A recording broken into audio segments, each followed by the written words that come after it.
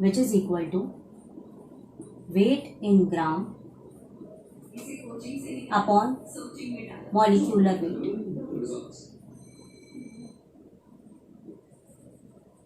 दूसरा फॉर्मूला है number of molecules which is equal to number of moles into Avogadro number. ये AN क्या है? Avogadro number. एवोगैड्रो नंबर की एक वैल्यू होती है जो हमेशा कांस्टेंट होती है, मतलब उसी से मल्टीप्लाई किया जाता है. 6.023 इंटू 10 टू द पावर 23. ये दो मेन फॉर्मूले हैं. क्वेश्चन चाहे जिस तरीके से आए, इन्हीं फॉर्मूलों के आसपास इस क्वेश्चन को सॉल्व किया जाता है. अब मान लीजिए हमारे पास सबसे पहला क्वेश्चन है, question number 1. Calculate number of moles in 5.5 gram of carbon dioxide. हमारे पास ये क्वेश्चन है. नंबर ऑफ मोल्स बताइए 5.5 ग्राम ऑफ कार्बन डाइऑक्साइड में. हमको क्या बताना है? Number of moles. हमने अभी आपको फॉर्मूला क्या बताया नंबर ऑफ मोल्स का? Number of moles is equal to weight in gram upon molecular weight. Solution. Number of moles which is equal to weight in gram upon molecular weight. आपने ना class 9th में पढ़ा है molecular weight कैसे निकालते हैं, molecular mass कैसे निकालते हैं. अगर आप भूल गए मैं आपको दोबारा सिखा रही हूँ. अब हम निकालेंगे. मैं उधर लिख रही हूँ उस तरफ.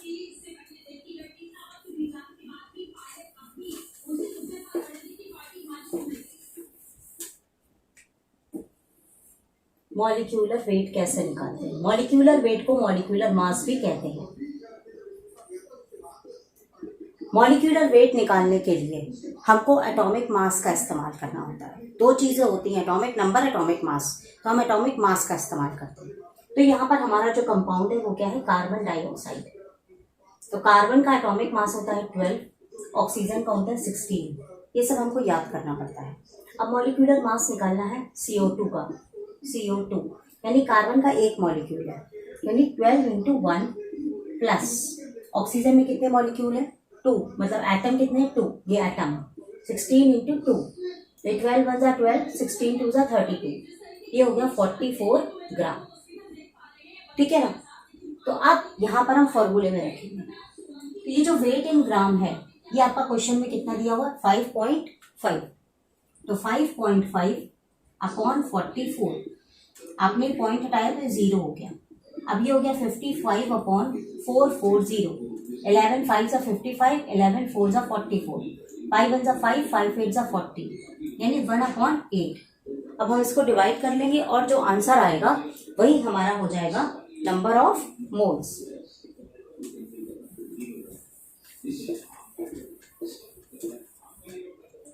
हमें डिवाइड करना है 1 को 8 से. पॉइंट हो गया 0. 8 1 जा 8, 2 बचा, 8 2 जा 16, 4 बचा, 8 5 जा 40. सो नंबर ऑफ मोल्स कितने हो गए? 0.125. अगर यहीं पर हम आपसे एक क्वेश्चन और बताएं कि आप निकालिए नंबर ऑफ मॉलिक्यूल्स, केवल मोल्स पर हम आपको नहीं रोक रहे, तो आप नंबर ऑफ मॉलिक्यूल्स किस तरीके से निकालेंगे?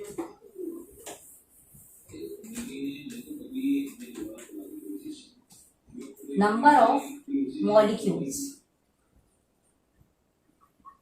नंबर ऑफ मॉलिक्यूल्स के लिए हम क्या करते हैं?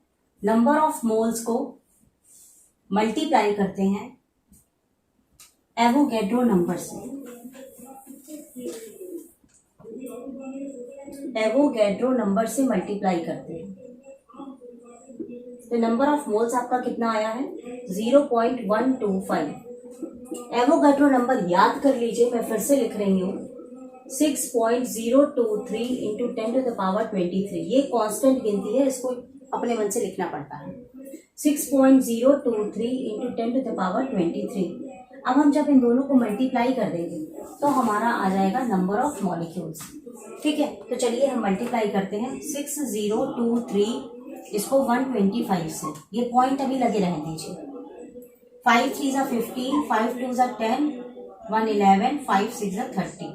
अब 2 से करो, 2 3 ज़ा 6, 2 2 ज़ा 4, 0 2 6 ज़ा 12। 1 से करो, 1 3 ज़ा 3, फिर 2, फिर 0, फिर 6। अब आप इसको जोड़ दो, 5 6 1 7, 4 3 7, 1 8, 2 3 2 5, 6 1 7। यानी आपका आंसर आ गया 7 5 2 8 7 5। अब आपको पॉइंट लगाना है।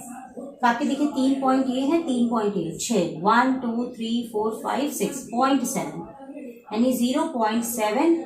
अब इसको राउंड ऑफ करोगे तो सब हट जाएगा। 75 into 10 to the power 23 molecules. इस तरीके से हम नंबर ऑफ मोल्स निकालते हैं और नंबर ऑफ मॉलिक्यूल्स निकालते हैं। अब सेकेंड क्वेश्चन देखिए, calculate the mass of 20 moles of oxygen and number of moles of atom. आप पहले क्या करिए, इस तरह का जो भी क्वेश्चन हो, कभी कुछ पूछते हैं कभी कुछ पूछते हैं, तो जो दिया है वो एक तरफ लिख लो, जो निकालना है वो एक तरफ लिख लो, तो समझ में आएगा कि हमने कौन सा कहाँ पे फॉर्मूला लगाना है। तो मान लीजिए मैं यहाँ पर लिखती हूँ कि जो दिया है 20 मोल्स, यानी हमको मोल्स कितने दिए हैं 20, और कंपाउंड कौन सा है ऑक्सीजन। तो ऑक्सीजन का मॉलिक्यूलर वेट क्या हो गया, O2 होता है, O2 हो गया यानी 16 इंटू 2 यानी 32। अब number of moles of atom हमको क्या निकालना है, number of moles of atom, नहीं, और हमें निकालना है मास। दो चीजें निकालनी, कहीं पर भी नंबर ऑफ करके लिखा होगा यानी एवोगैड्रो नंबर से मल्टीप्लाई वाला आंसर और मास निकालना है। अब हमारे पास फॉर्मूला क्या होता है, पहले moles is equal to weight in gram upon molecular weight. ये जो वेट इन ग्राम लिखा हुआ है इसी को मास कहते हैं। जब भी अगर मास पूछा जाए क्वेश्चन में तो हमको ये वेट इन ग्राम ही निकालना है। ठीक, तो अब मोल्स हमें कितने दिए हुए हैं 20, वेट इन ग्राम यानी मास यहां लिख सकते हो और मॉलिक्यूलर वेट कितना आ गया 32। तो मास हो गया 20 इंटू 32 यानी 0 2 2 ज़ा 4 2 3 ज़ा 60, और मास के साथ हम यूनिट लगाते हैं ग्राम, याद रखना। अब हमें पूछा है नंबर ऑफ एटम्स, ये फर्स्ट पार्ट हो गया। Number of atoms, number of atoms के लिए क्या करते हैं, मोल्स में मल्टीप्लाई करते हैं एवोगैड्रो नंबर को, मोल्स में मल्टीप्लाई करते हैं एवोगैड्रो नंबर को। तो यहाँ पर मोल्स मेरे कितने थे 20, एवोगैड्रो नंबर हमने बताया है 6.023 इंटू 10 टू द पावर 23। अब आप इसको मल्टीप्लाई कर लो, 0 2 3 ज़ा 6, 2 2 ज़ा 4, 0 2 6 ज़ा 12, 3 के बाद पॉइंट ये आ गया यानी 120.5 इंटू 10 टू द पावर 23।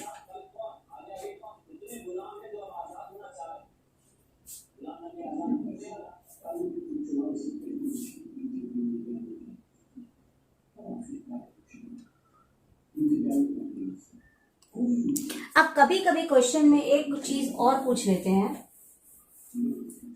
वहां पे लिखा रहता है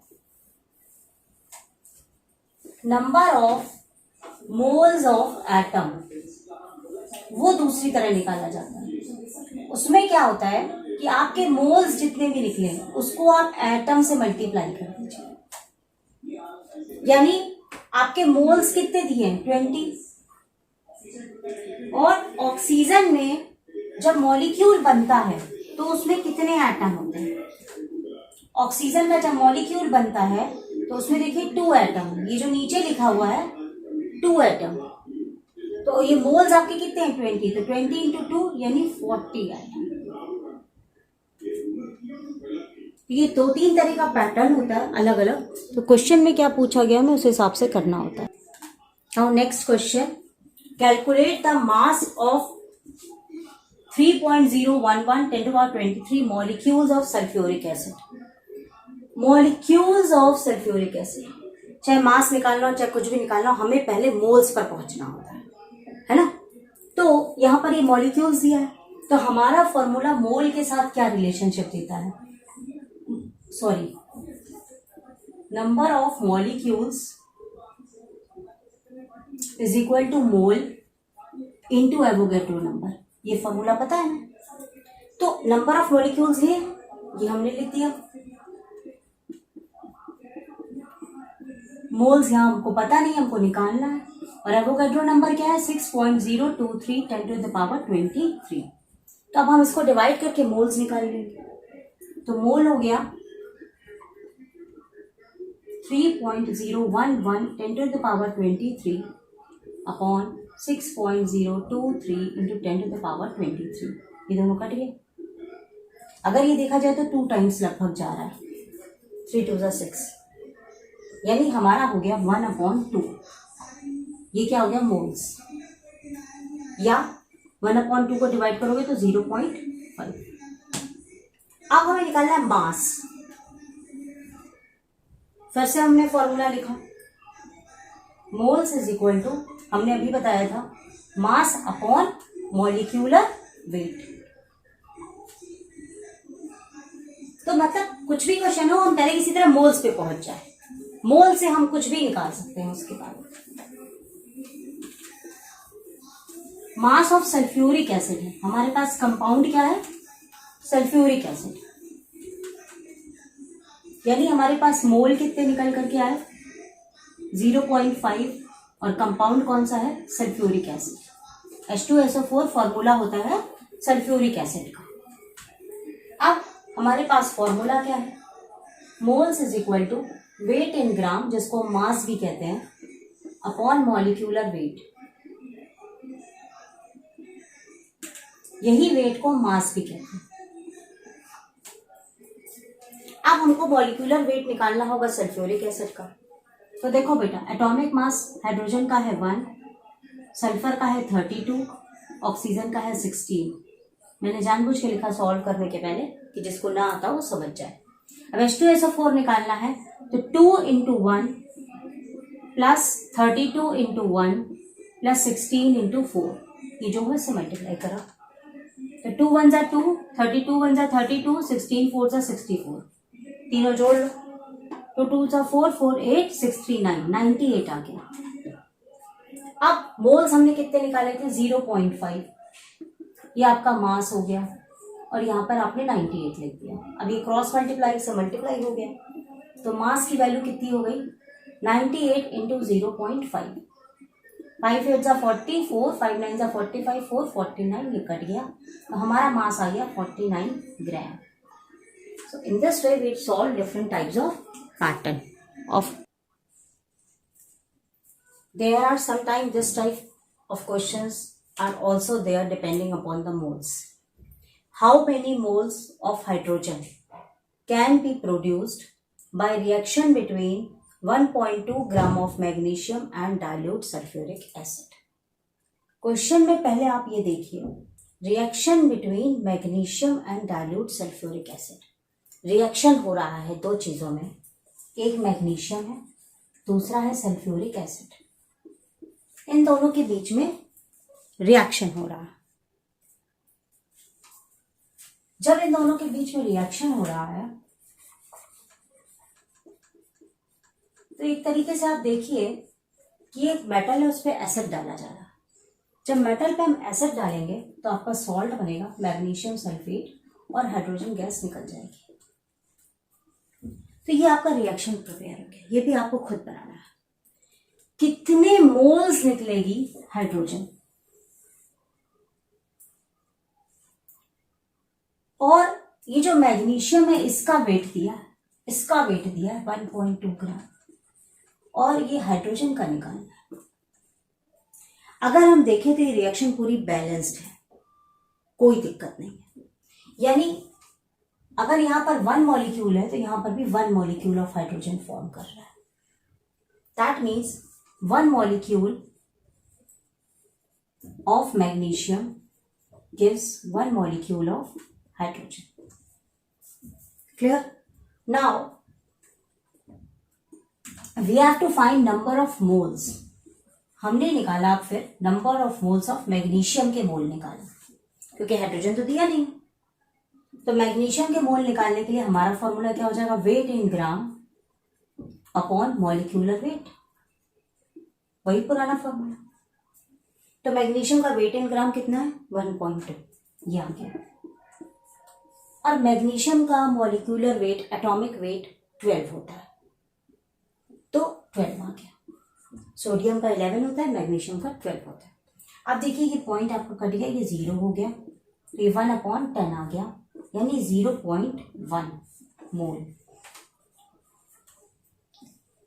अब आपको हाइड्रोजन के मोल पूछे, तो हाइड्रोजन का भी यहाँ 1 ही तो है ना, तो हाइड्रोजन का भी मोल कितना हो जाएगा, 0.1 मोल। अगर यहां पर कोई और गिनती होती तो हम उससे उस मोल को मल्टीप्लाई कर देते। तो that means 0.1 mole of hydrogen is produced. ये आपका आंसर है।